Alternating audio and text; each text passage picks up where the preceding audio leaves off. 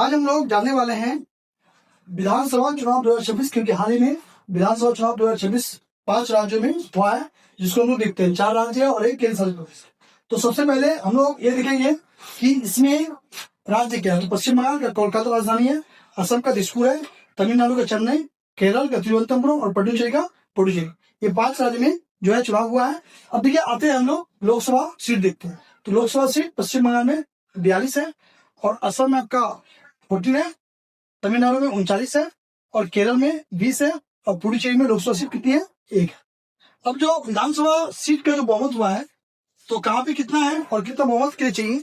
तो देखिए, पश्चिम बंगाल में 294 है, और बहुमत के लिए आपको 128 चाहिए। और असम में 126 सीट है, जिसमें आपको 64 सीट जो है बहुमत के लिए चाहिए। तमिलनाडु में 234 है, आपको 118 बहुमत के लिए चाहिए। केरल में 140 है, और बहुमत के लिए आपको 171 चाहिए। और पुडुचेरी में 30 है, बहुमत के लिए आपको कितना चाहिए? 16 चाहिए, मतलब 16 चाहिए। ठीक है। उसी प्रकार से जो बड़ी पार्टी उभर कर आई है 2026 में, तो बीजेपी जो है बंगाल में 207 सीट लेके आई है। असम में एनडीए को 92 मिला है, और बीजेपी को कितना मिला है? 82। एनडीए का फुल फॉर्म होता है नेशनल डेमोक्रेटिक अलायंस होता है।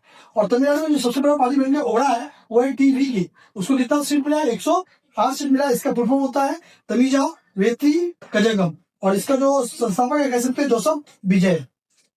और केरल में सबसे बड़ा पार्टी यूडी है, जिसका 97 सीट आया है। इसका फुल फॉर्म होता है यूनाइटेड डेमोक्रेटिक फ्रंट। और INC international Indian national Congress को कितना सीट मिला है? 63 मिला है। उसी प्रकार से पुडुचेरी में एनडीए को 18 सीट मिला है, और एआईएनएस को 12 और बीजेपी को 4 मिला है।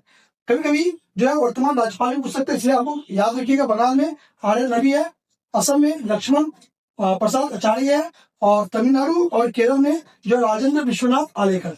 और पुडुचेरी में कौन है? तो कुनियल किरासनाथन है, जो कि उपराज्यपाल।